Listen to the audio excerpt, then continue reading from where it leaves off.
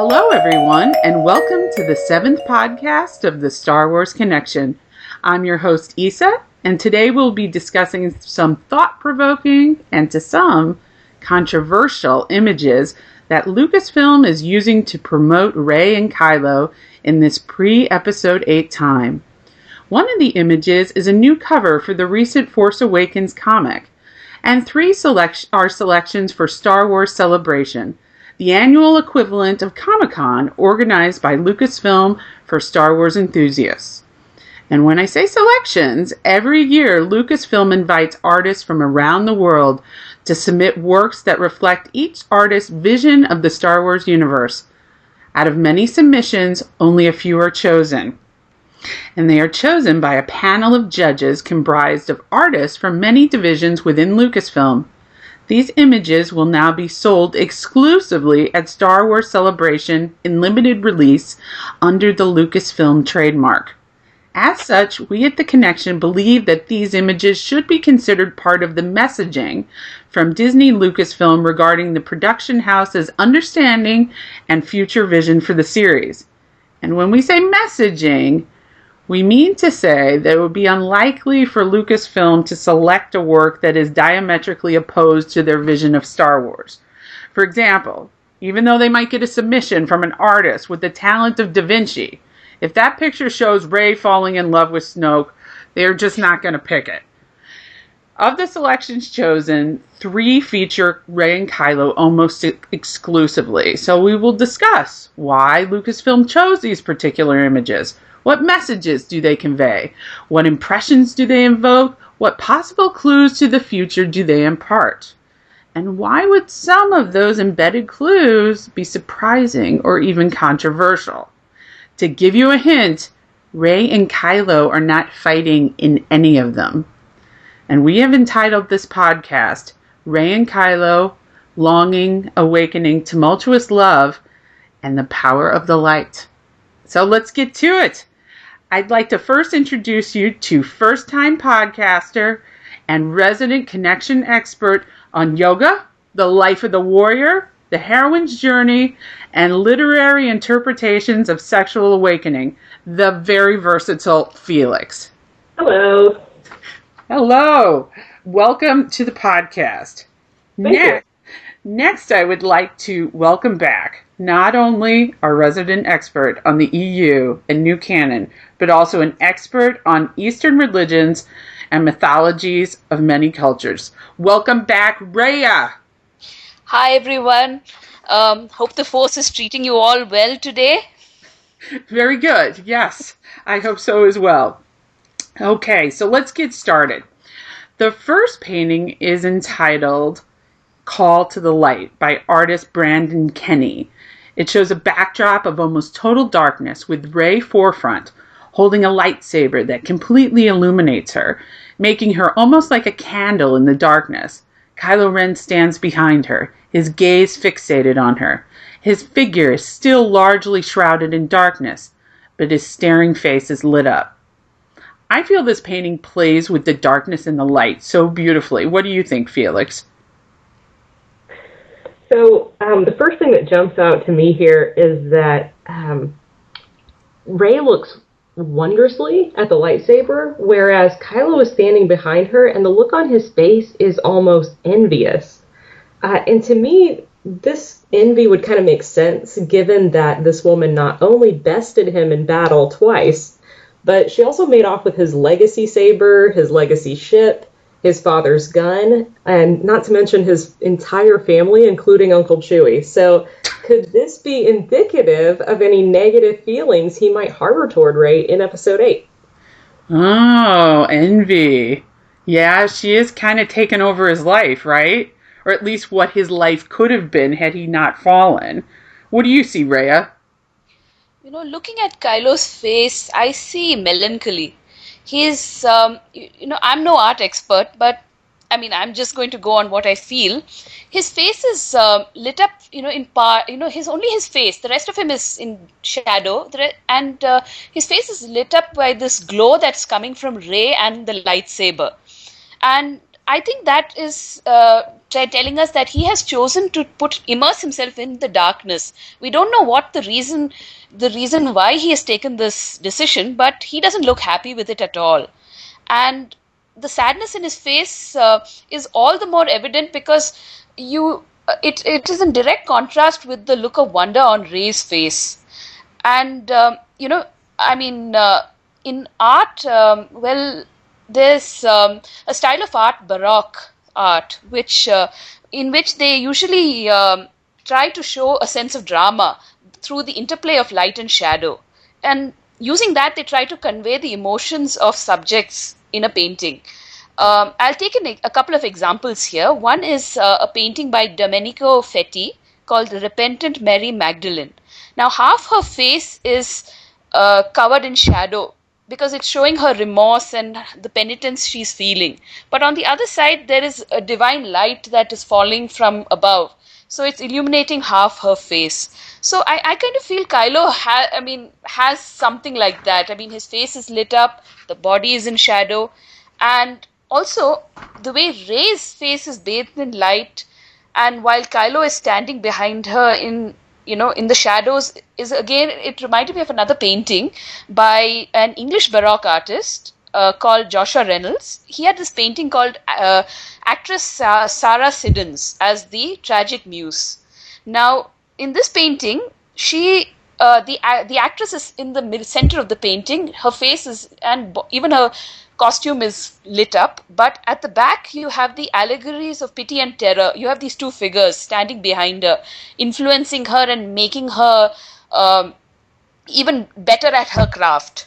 So when I saw that painting and I look at this painting, the thing that comes to my mind is Rey, is Kylo in some way influencing Rey, bringing out the force in her, because he has, every time, except maybe in the case of the one time when the stormtrooper, she used the mind trick, in all other instances, Kylo has been around when Rey displayed her force powers. So, isn't it big? And even the first time she has used the force has been in the presence of Kylo. So, isn't he, in a way, like, inspiring her, I would say?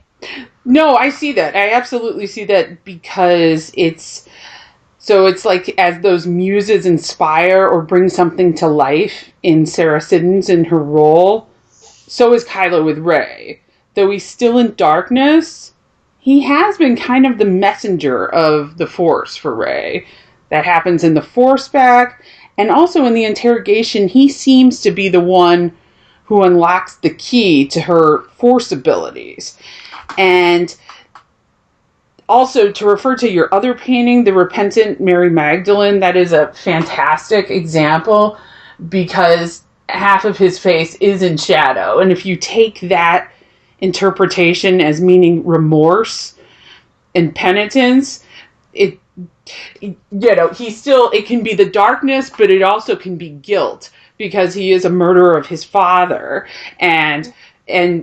but the divine light is coming to him from Rey. But back to Kylo being the messenger of the Force, I think he definitely is influencing her, because even Pablo himself made reference that perhaps she learned how to do things through her interaction with Kylo's mind. And the fact that her abilities seem to increase at a geometric rate is a testament to that. Yeah, and I really find it interesting in the Reynolds painting that the allegories standing behind the muse are called pity and terror, because back to that interrogation, as Kylo is moving in close and he's reading her thoughts, when he starts identifying that she's lonely and afraid and desperate, he almost looks like it's paining him to find these feelings within her, particularly when you hear him say, "You're so lonely." Like, the tone of his voice sounds pained, like he can relate to that feeling. So I can hear some pity there. And then, of course, he identifies her fear of leaving Jakku, and she is afraid during the interrogation. But then at the end, she turns the tables on him and says, you're afraid that you'll never be as strong as Darth Vader. And the look on his face is not just garden variety fear. He breaks the probe and he withdraws in terror. So I think you really could relate Kylo standing behind Rey to these allegories of pity and terror in the Reynolds painting. You brought up the interrogation scene. This interaction between Rey and Kylo in that interrogation room scene, I mean, it's quite interesting because in the beginning she is afraid and he seems to be the one in control of the situation, and he tries to get into her mind, read her thoughts, but by the end of it she's the one who got into his mind and scared the wits out of him. So I just think that the thing of interactions. Again, I'm going to bring up another painting technique. It's called tenebrism, where parts of the painting are kept dark, almost black, so that the other parts of the painting would be strongly illuminated by some, and usually it's by a single light source. So again, I'll bring in another painting. There's a painting by El Greco called A Boy Blowing on an Ember to Light a Candle, where in this painting the artist has captured this light and shadow, the play of light and shadow, the interaction between the boy and an ember. Okay, this 1 second of interaction has been beautifully captured, and in the Call to the Light we see the same kind of interaction between Rey and the legacy lightsaber. The lightsaber is growing bright in her hand and she's also glowing because of the lightsaber. So it's both of them are one is bringing out the best in the other one in some way. I mean, bringing out some kind of interaction. And in Kylo's case, only his face is illuminated and his eyes are on Rey. So I think there are two interactions we are getting to see. One is Rey and the lightsaber interacting with each other, and then there is Kylo who is just watching Rey. And when I see this, I'm going to bring in some literature here. I think of the character Margaret in Goethe's Faust, when there's this scene where the devil has left some jewelry behind to tempt Margaret. And Rey reminds me of Margaret because she's a person who has got a very good heart, because she had no obligation to help BB-8, but she did. And she has a very strong faith in things because she has stayed on Jakku all these years, even giving up all sorts of opportunities to escape because she thinks somebody is coming back for her. So she's a person with a good heart and great faith, just like Margaret. So I see her holding that lightsaber with fascination, and it reminds me of the same scene of Margaret holding the jewelry and getting fascinated by it in some way. So I kind of think that Rey, I wonder if there's some sort of foreshadowing of Rey getting tempted to the dark side, but when she goes there, she'll break out of it. Margaret broke out of the dark, out of going to hell, and she also saved Faust's soul as well. So would Rey be instrumental in Kylo's redemption? Would Rey be Kylo's call to the light? These are questions that come to my mind. That viewpoint is really interesting to me because when I looked at Rey, I saw the curiosity and fascination. But now that you say this, I do see that entranced look, like it's a temptation, like the lightsaber, which does seem to be its own source of light, is also a source of power that Rey is attracted to. That could also explain the dour look on Kylo's face, because maybe he has been down this road before with the attraction to power, and maybe that's led him where he is now. Yeah, I think the lightsaber definitely could represent power, and especially so for a young woman who has lived her whole life without a sense of control over her circumstances. So that first time that the lightsaber flies to Rey's hand, when she finally chooses to take control and to take up its call, it's a really empowering moment. The first time I saw the movie, that moment brought tears to my eyes. She's taking back her power. She's owning it. And so if we consider that Rey has lived on a junk heap, and she's been reliant on Unkar Plutt, who, oh gosh, by the way, in the novelization, he's way creepier and almost seemed like he has some sort of implied lecherous designs on Rey too, so there's that whole thing. but she's been reliant on this guy for very meager portions of food since she was 5. She's had to fight to survive. She's got a lot of pent-up anger. And then she finds herself in the middle of a war, and here comes this mass creature to scare the daylights out of her. And by the end of each of her battles with Kylo Ren, she's had it. Like, she's done dealing with people and their crap. And, people talk about the possibility of, like, the Renperor, but Kylo never has seemed like to be into the whole power trip thing to me. He seems like whatever task Vader started that he's supposedly going to finish, it's really more out of a sense of duty, and the power of the dark side is kind of just a means to that end. So I think if anyone could be tempted to take control and power through the dark side, it's actually Rey. And you can see this tendency in her interactions with Kylo. Like, when she turns his probe on him in the interrogation, the look on her face is almost satisfied, like, see there? How do you like it? Like, it's not a nice look. It's almost vengeful. And I mean, really, who can blame her? I probably would look like that, too. And then at the end of their lightsaber duel, after she has already disarmed him, she slashes his face out of rage. So power and the legacy saber are very much neutral tools that could be used for good or for evil. And I think a young woman who's grown up without a lot of power and control, after getting a taste of how good it feels to be in control, could potentially be drawn to the darker aspects of that power.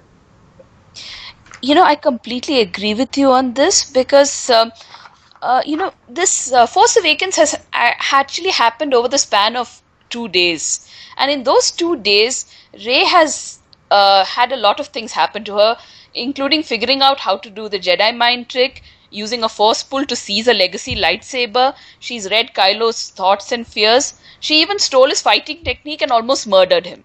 So if you think about it, I mean, she's done a lot of things that border on the dark side of the Force. And the thing with the light side users like the Jedi is that they usually let the Force guide them. They don't try to influence or control it. But dark side users, they make the Force work for them. And because of that, they get faster results. Now, like you said, I mean, Rey has struggled for almost everything in her life.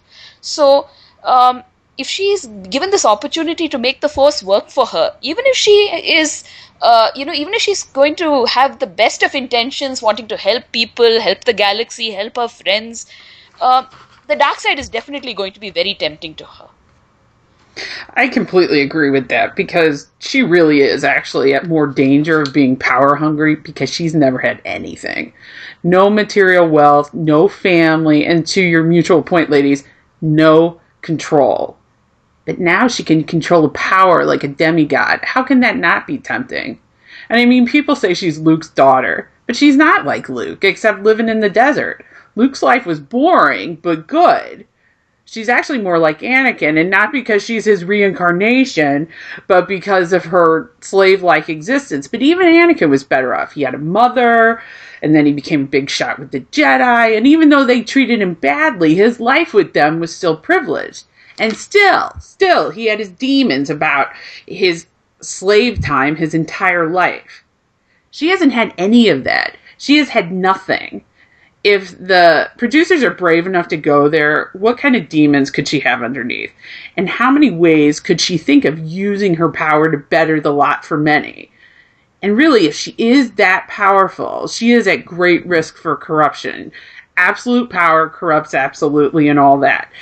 So, but at the same time, just think sort of like Margaret in the Faust story you were relating to, Reya. Just think how satisfying it would be to see her overcome and fend off what Anakin could not. And what if it was Kylo Ren who helped her do this? Yeah. And that would, I don't know, for me, that would be seriously compelling and dramatic storytelling. I think I cut you off, Reya. No, I was agreeing with you. Okay. Just kind of full agreement. Okay. No, please go on. Please go on. Oh, no worries, no worries. And speaking of dramatic, for me, the way I looked at this picture, it screams of Romanticism, which is the broad name for an artistic and cultural movement from the late 18th and early 19th centuries, in which artists and authors focused on the realms of the natural and on the untamed and on the imagination and on individualistic portrayals of emotions and psychological states. Rey in this picture is like the bright, optimistic light in the darkness, while Kylo is the broken, tormented soul surrounded by darkness. And then he sees her light. And though his despair and hopelessness about himself are telling him that there is nothing there for him, there is still a part of his soul, and this is what I think the light on his face represents, buried deep down that has some hope for escaping from this hell. And this conflict, this literal soul torn apart moment, is the reason why he looks so brooding. But at the same time, it's the same reason why he can't stop staring at her. The fact that his face is lit up like this is, in my mind, an indication that the hopeful part of his soul might actually be winning that fight. He is letting some of that light in, and it is starting to illuminate him as well. Yeah, and so to reiterate, we have in this call to the light painting, we have Kylo in the shadows, peering at Rey in the light.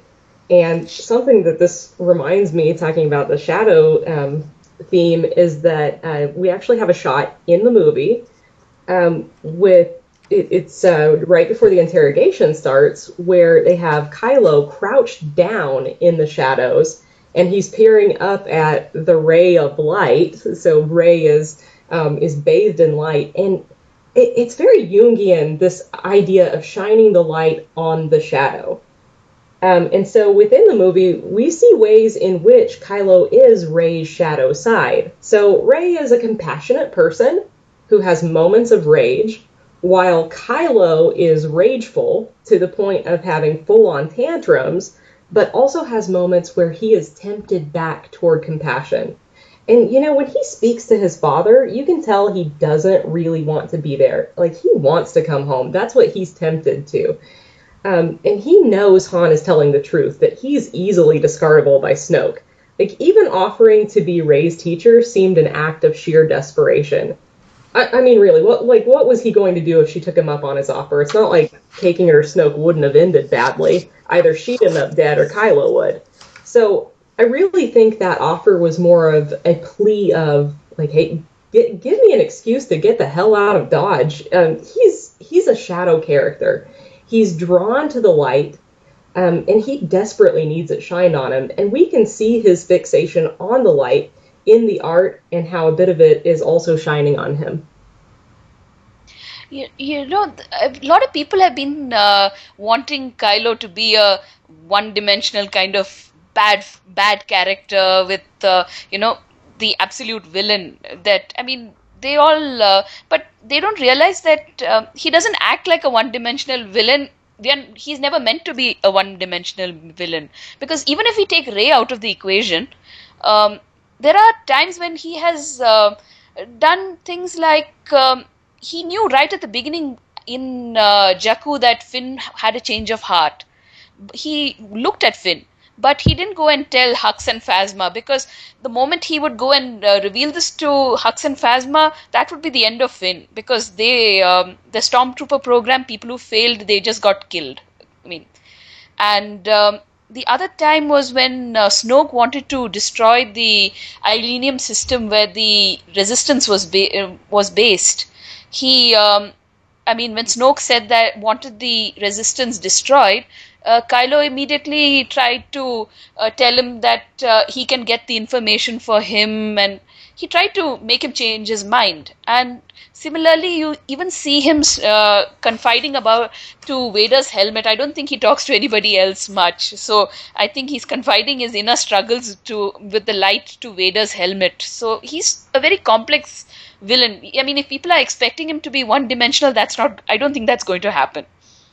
Exactly. And this kind of internal struggle is classic for the subjects of the Romantic era, which I believe that this painting is modeling itself after, at least in part. And I think the artist and Lucasfilm intended us to get this impression. I'll tell you why. First, Kylo is portrayed in the movie and in this painting as a classic Byronic hero, which is, named after Lord Byron himself, who is, the king of the Romantic movement.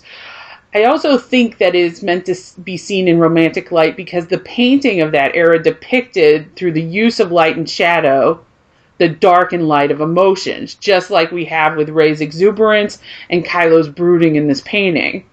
There are many pictures from this era that show a kind of light in the darkness moment, just like this one, where the person bathed in the light is the center of attention for all of those around them.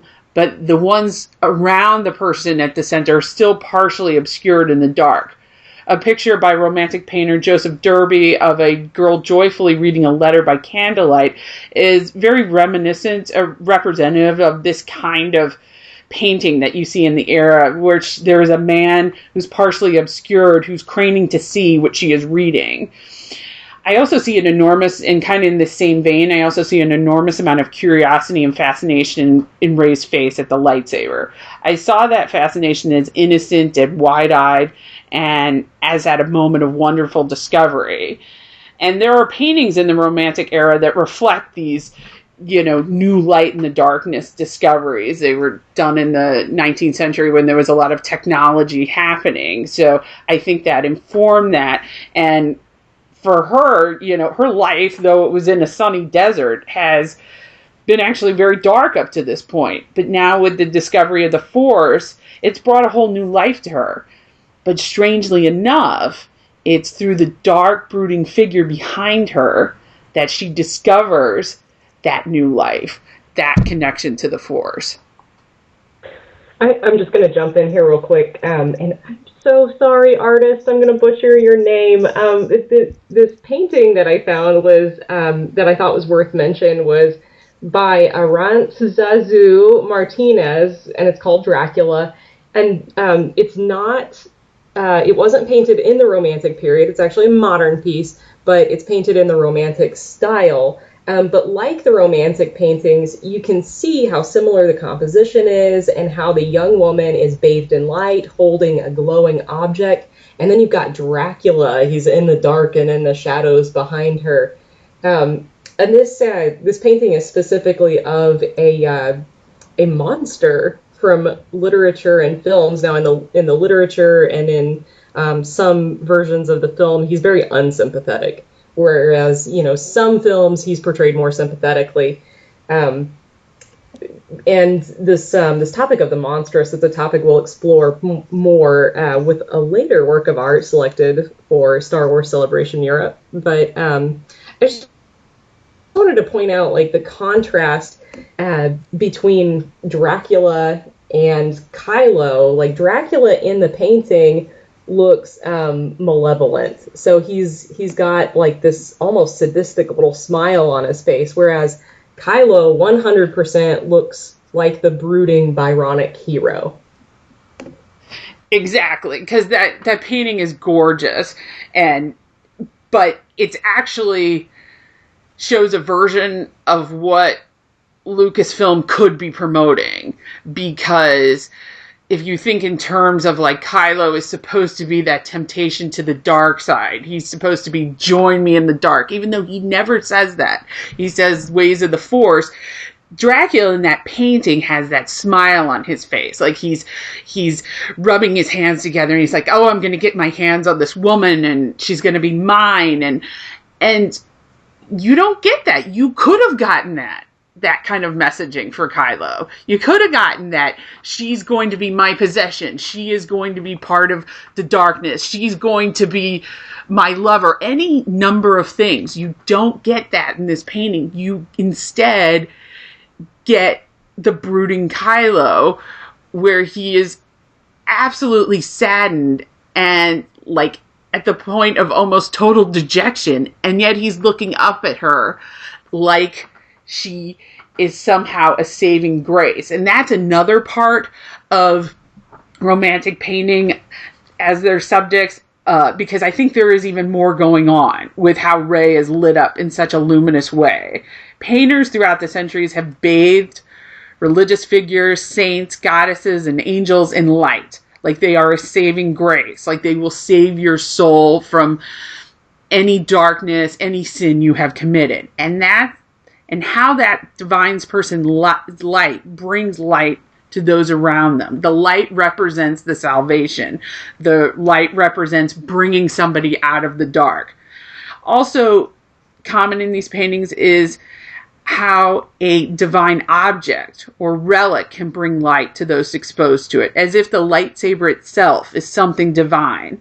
And that was especially true in the Romantic era in the paintings of Francisco Goya, where a divine figure like the Christ child is lit more than anyone else. Or he also had paintings of a goddess where the goddess is a source of light. And in many ways, Rey is a divine creature, a goddess that Kylo cannot help to be called to. But what is even more curious in Lucasfilm choosing a portrayal of Kylo in this style is that Romanticism is also famous for its depictions of passionate, tumultuous love. This is not the stuff of rom-coms. This is the stuff where love is all-consuming, where it completely transforms people, where it lives on even after death. You see this kind of passionate love in the Romantic era classic Wuthering Heights, of course, but also in paintings of the era, such as Girodet's Burial of Atala. And the allusion to the Romantic era in this painting called To the Light becomes even more interesting because works of that time explored sexual desire very seriously. A great example of such exploration can be seen in John Haffner's Jupiter and Io, which depicts a scene from mythology of the supernatural, but also illicit sexual affair between a god and a priestess. Well, mythology definitely covers the topic of sexual awakening in depth, and mythology was heavily used as subject matter in Romantic art and literature. And you can see in this painting, Sata Amor Adao Eva by William Blake, who also was a Romantic poet and artist, that while Adam and Eve kiss, and they are up front in the light, Satan is in the background in the darkness, and he's holding a serpent. And then in the second Blake painting, Eve tempted by the serpent has come to tempt Eve with the knowledge of good and evil. And once again, you've got Eve in the light, and then the serpent is contrasted against the dark sky, and he's behind her. So, all right, when we're talking in terms of literature and art, especially in the mythological and in fairy tales, serpents represent temptation in general, but they're also phallic symbols. So the implication here is that Eve's temptation is sexual in nature, and that the tree isn't just the knowledge of good and evil, more specifically, it's knowledge of sex. And once she and Adam eat the fruit, according to the story, their eyes are opened and they become aware of their nakedness. So now I can't help but think also of Kylo's unmasking during the interrogation. And if you remember, when Kylo takes off that mask, there's a very distinctive hissing and rattling noise that's not quite the same noise his helmet makes when he unmasks for his father. It's very snake-like. So Kylo unmasks, and there's this snake-like noise, and then he rises up to full height and almost like puffs up like a big peacock, and he's presented in a very sexualized manner in how he's made up and lit. You can see it in his cheekbones are highlighted, his eyes and lips, so his sexual features are drawn attention to, and then his less conventionally attractive features are low lit, so there's less attention on them. And then, of course, I think we all remember the hair. So who could forget it? But we also know from that scene that this is when Rey first consciously awakens to the fact that she has the same power as Kylo. So you might say that her eyes become open, Although, I'd really argue that it's Kylo who is ashamed at his nakedness before her when she figures out that his biggest fear is not being as strong as Darth Vader. I would say he's definitely the one who's ashamed. So, a bit of subversion there. But within the call to light painting, I can very much see Kylo being like Satan in the first Blake painting. He's hidden above in the shadows, watching the illuminated Adam and Eve kissing below. So Kylo's fixation to me does suggest something sexual. And also remember, not only are snakes phallic symbols, but swords are too. So in the Star Wars franchise, the blue lightsaber represents the light side, or you can also conceptualize that as the positive use of masculine power, whereas the red saber represents the dark side, or the negative use of masculine power. Okay, so here's Rey. She's coming into her own power, and I would suggest not just power in general, but sexual power too. And maybe maybe this is where I'm seeing some of that envy in Kylo's face too. But maybe Kylo remembers what it was like to first come into his own power in the Force, and how much better it felt on the light side. So maybe there's an envy which could turn into a strong driving factor for him returning to the light and to that positive use of masculine power. I could see that. And actually, when you were talking about him going to his full height, you said a peacock. And when you were talking about the snake imagery, I immediately got this vision of like a cobra, which is actually, kind of a vicious image. I don't think he's really trying to go there, but if you kind of join snake with phallic and cobra, it's just, I don't know, the L'Oreal hair cobra or something. That was just totally off base there, but I just got that image and I just felt like saying it. But at the same time, it's interesting that you found him to be Satan in that painting, because in the Blake paintings, because I would think that of Snoke as the devil in that painting, and going along with the gender subversion and the shame of nakedness, that Kylo would actually be the Eve here. The hiding of his face and identity is Snoke's making. So it's like he is the Eve who has already been tempted by the snake. And so he brings that temptation with him. But like you said, there is absolutely no question that Kylo has been sexualized tremendously and is meant to be sexually attractive.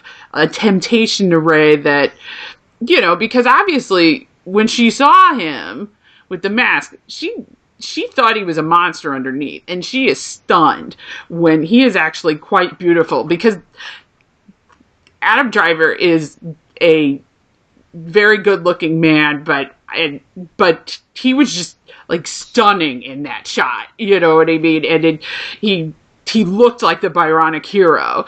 And she actually, if you watch it, she has to stop herself from kind of staring at him too much.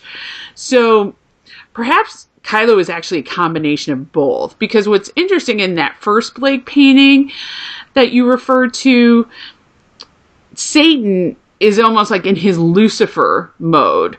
He's in his fallen angel mode, because you see the wings. And Lucifer is beautiful. He was supposed to be God's favorite angel. He was supposed to be stunningly beautiful.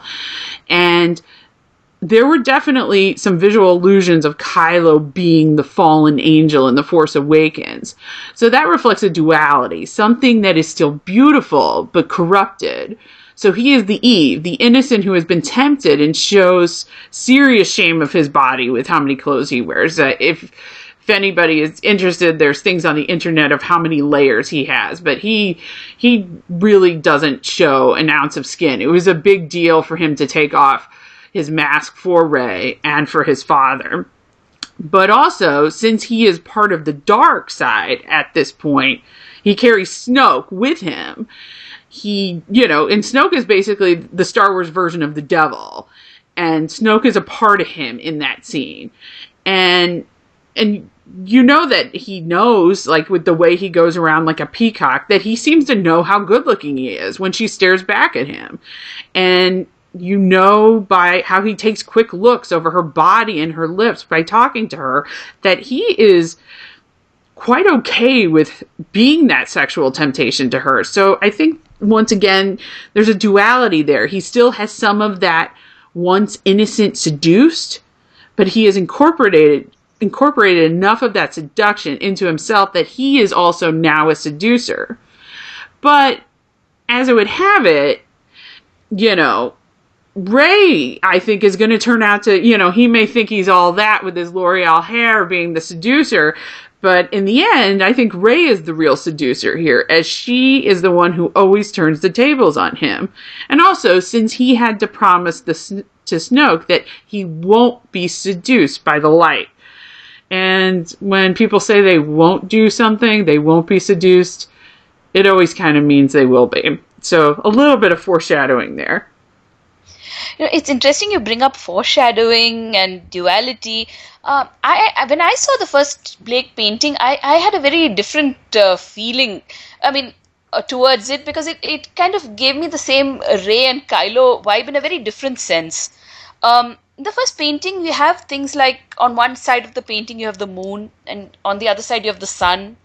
I mean, the sun is on the right, the moon is on the left. There's a couple who are embracing and kissing in the lower part of the picture, and above you have Satan and holding the serpent in an embrace. So I'm looking at it from an Eastern mythology perspective. So here, snakes are usually not seen in a negative light. I mean, you have snakes, you have nagas. They're seen as, they're even worshipped as signs of fertility, wisdom. They're seen as the feminine principle. So when I looked at this painting, I kind of, the first thing I thought of was yin and yang. You have, because if you look at Revelations in the Bible, the devil is called the dragon. So you have the serpent and the dragon actually. I mean, a perfect symbol of yin and yang actually in an embrace. And below you have a male and a female also in an embrace. So I kind of thought of this statement, as above, so below. So I feel like the macrocosm and the microcosm are connected in some way. So when the Force has the dark side and the light side to it. Similarly, Kylo is a person who wants to be on the dark side, but he gets pulled to the light. He has two things going on. Rey, of course, has had a very hard life and so is automatically pulled towards darkness, but she is struggling to stay in the light. So I feel like when both these two find a balance of light and dark within themselves, with each other, I think it will have a larger impact on the Force, the state of the Force in the whole galaxy as well. You know, that is so fascinating. I have never, full disclosure, I went to 12 years of Catholic school. Maybe they wouldn't teach you that. But, it shows how every religion, interacts with the sort of yin and yang principle of, in the Book of Revelation. This is totally off topic, but the Book of Revelation was written in modern day Turkey, which is very much a crossroads of the East and West world. And so I'll have to talk about that with you at another time, but wow, that's very interesting. And I too agree that there is a huge possibility that the two of them will bring some type of balance. And sort of returning to the painting, you spoke of fertility and wisdom and the feminine principle. And I think we are absolutely supposed to think of Rey as being very beautiful here and being desirable to Kylo Ren, because the way she is painted is very reminiscent of Vermeer's Girl with a Pearl Earring, in that she is very much a light amidst a black backdrop, and that makes her a gorgeous center for everyone's eye and a figure of desire. But more than anything, when I see Rey and Kylo in this picture as representatives of kind of the romantic era, I think of the kind of love stories or the kind of couples they write in stories famous from that time. And those are reluctant but eventually passionate love stories. And this would include stories like Pride and Prejudice, where Elizabeth Bennet, full of life and light, brings, the socially inept Mr. Darcy out of his shell. But since we're dealing with, the galaxy far, far away and the dark and the light and, operatic force users, you got to take it up a few notches. So I think a better match, in my opinion, is actually Jane Eyre, because when I saw this picture, I really felt like I was looking at a cover for Jane Eyre in The Galaxy Far, Far Away, with Kylo Ren as the damaged and in the darkness Mr. Rochester, and Rey as the resilient Jane Eyre who brings light to Mr. Rochester, and slowly but surely brings him out of the darkness, scarred though he might be, because we're thinking Kylo's going to be scarred now. You see how Rey is illuminated so completely, but some of that light is reaching Kylo, and I see him looking at it longingly. He promised Snoke that he wouldn't be seduced by the light, but here the light is touching him, and he is not looking away. It's like he can't look away. So for me, the picture foretells a future where Rey is like the light, a divine being who will bring him out of the darkness. But because the two of them are portrayed in this emotional style of romanticism instead of a pure penitential religious style, where he is, bowing before the saint or the Christ-like figure, I think there will be a deeper relationship here full of passion and tumultuous emotion and sexual desire. Obviously, because this is Star Wars, it's going to be suppressed or under a lot of layers, but I think it's definitely going to be there, and I think there eventually will be love between them. So it's like the title says, The Call of the Light. And given that this choice is part of Lucasfilm's messaging, I have to think that this bodes well, not only for a Kylo Ren so-called redemption, but also possibly for a deeper relationship between Rey and Kylo, given this Jane Eyre, Mr. Rochester imagery. And also, let's face it, this is not the first time that the power of the light between Rey and Kylo has been explored. It's actually been explored not just in these type of selections, but in actually Lucasfilm generated imagery. Isn't that right, Reya? Yeah, if you look at the poster of the Force Awakens, you have Rey and Kylo in one corner of the picture. They seem to be mirroring each other's pose, and if you look between them, there's this bright orb of light, and this use of orbs of light, we have seen this in the prequel trilogies as well, and in the Phantom Menace poster we have a similar light, and that is between Anakin and Padme. But in their case, his face is in Padme's direction, but she's looking in the opposite direction. So I wonder if they were trying to. I always feel that these movie posters give us some clues as to what direction they may be going in. So I wonder if this was some sort of foreshadowing that they were star-crossed from the very beginning. And in the next, in episode 2, in Attack of the Clones, in that poster, the orb of light shines from Anakin's forehead, but you barely see a few rays touching Padme. So was he, my thoughts when I look at it is, was he more in love with her than she was with him? I'm not saying she didn't love him, but was she so engrossed in being a senator, trying to help the galaxy, that she didn't really, she wasn't really there for him, and that may have eventually led to his fall to the dark side. I mean, one of the many reasons, of course. And now I'll just go back to Rey and Kylo. In the Force Awakens poster, the orb is right between their heart areas. Are they telling us something? I mean, I feel like they're telling us something here. Is this a force bond? And I also think that both of them being force sensitive, they would be able to be much more understanding and supportive of each other. I mean, through their journeys, through their problems. I think this orb foreshadows something good that will happen between them. I agree with that, because we've actually never seen that before with two force sensitives, where they actually, because look at Anakin and Padme, look at Han and Leia. There's one non-force sensitive and one force sensitive, and both of them have, especially Anakin and Padme, and ended really badly. There's a sense that they might actually be able to get each other. because they can get into each other's mind, because they can feel each other on such an intuitive level. And now, with the release of this new Force Awakens comic cover, the power of the light and how it connects Rey and Kylo has actually been taken a step further.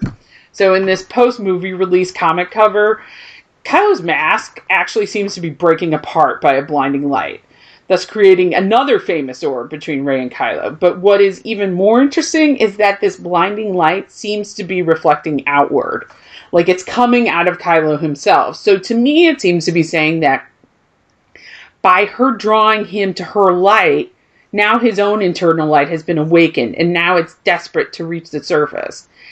And what's even more amazing about it is that the light portrayed really is blinding, which says to me that there might be some very intensely strong light in Kylo Ren. So people's immediate reaction would be like, how is that possible? How could that be? Kylo Ren is a Darksider. Kylo Ren killed his dad. But you have to remember, Ben did not turn until he was in his 20s, even though, and the Force Awakens novelization and the movie indicate that Snoke has been mentally abusing Ben and trying to turn him to the dark side from the very youngest age. So think about it. Snoke has been in Ben's head since he was a toddler, but it took him more than 20 years to finally get Ben to turn. Also in Bloodline, where Ben is in his 20s, Leia thinks nothing but wonderful things about him, indicating that he was definitely not this bad seed that some quarters make him out to be. These points, along with the fact that even after years of being with the First Order, Kylo is still struggling with staying in the dark. That's why he's, practically praying to Vader to, give me a reason, show me the power of the darkness. Why am I doing this?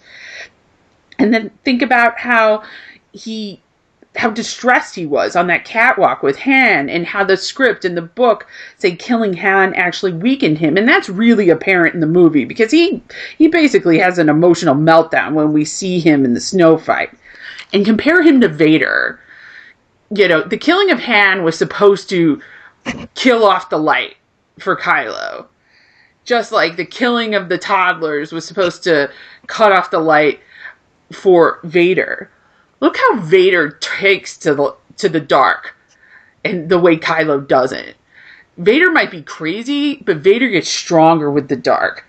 Kylo does not. And so that's a difference in and of itself. And this all tells me that there has to be some very strong inborn light in Ben. And happily, for my analysis here, there is a new excerpt that's been released from the new canon novel Aftermath: Life Debt by Chuck Wendig, which will be published in mid-July, I believe, and actually portrays the time following Return of the Jedi. So in the release scene, Leia, who's young, she's probably only a year past Endor, feels the Force for the first time. And she does this while meditating in front of a special tree. And she feels the Force for the first time through her unborn son. So I'm going to give you a quote from it. There it is, washing over her and through her, an awareness unlike any she's ever felt before, a pulsing glow, flickering and strong. It's not the plant. It's not Luke. It's not even Han. It's her child. This isn't just a mother's recognition of the life inside. That she already knows. She's already aware of the bump and tumble of that little person she carries. This goes all beyond that. This is something separate from her. It isn't a physical feeling. It is all around her. It suffuses her like the perfume from a jungle of flowers. As such, she is suddenly aware of her child's mind and spirit. She senses pluck and wit and steel blood and a keen mind. And by the blood of Alderaan, is this one going to be a fighter? Wait, he? It's a boy. It's a boy! Her hands fly in front of her mouth, and she laughs. She both laughs and cries at the same time. This, she thinks, is the light side that Luke always goes on about. The promise of the light, the promise of a new life. So the end of the quote, to me it sounds like original internal light was much stronger than we all expected. Hence the blinding light breaking the mask of the dark persona of Kylo Ren that we see here.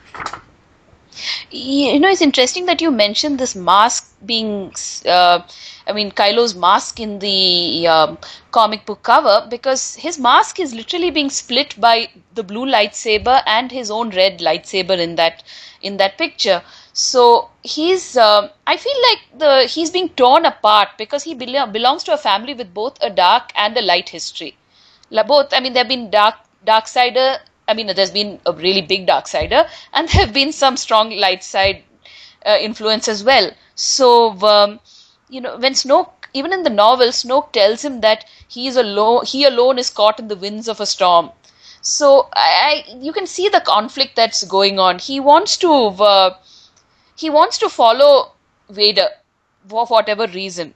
That legacy, but instead of that, the light inside him is just bursting out from behind the mask. And funnily, in the picture, you see Rey is surrounded by bluish light, which is like the light side. But she has a red light emerging from her heart area.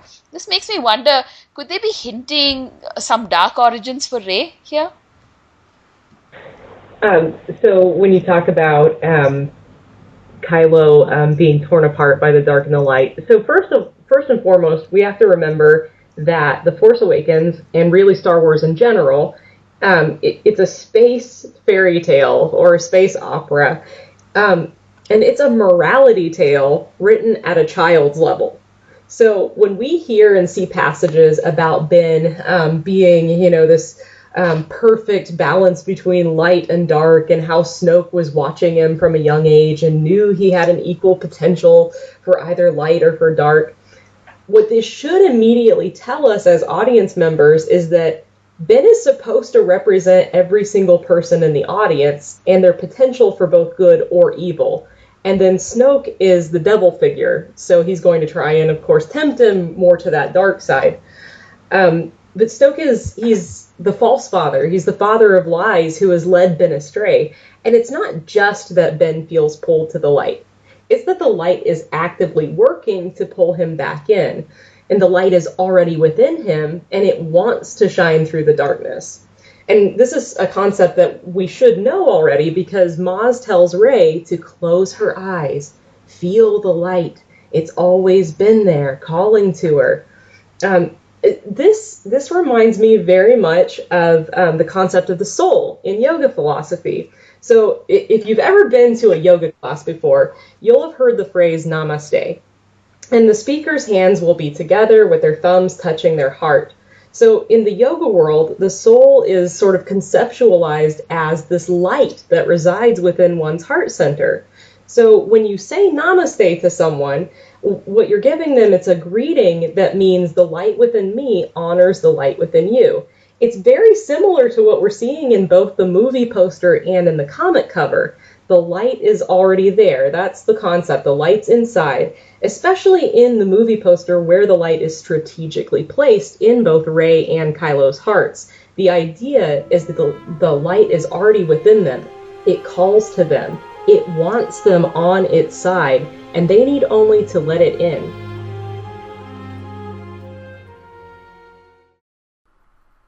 For the next part of the conversation, please click on the link below.